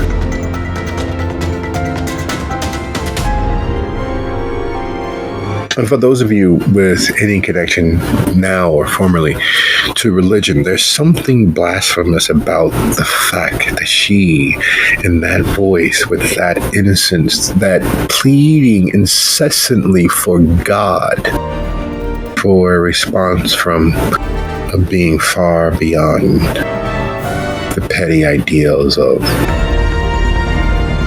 humanity. Something, even if it's just a concept that is so far removed from the world that we live in that there's no response. There's something enervating about understanding that there are beings living and dead who have prayers that will never be answered. Prayers that will never be heard. And there are moments in the dark that could always be worse. There are states of being that by their very dint are not states of existing. There's no connection with life. The world you all inhabit is in fact a very dark one. The few glimmers of light that there have been in most of your associates' lives has been the light of the people in this room, the beings that have continued to persist despite all of the wrongness about them. And without beating the horse, dead though it is overly much, the truth of the matter is, on this night, as many strange things have happened, the lights have dimmed. The brief glimmers of hope have become briefer. And on that note, I would like to thank you all for a lovely session, and I will see you all next week. Good night, everybody. Good night, everyone. Night. Night off.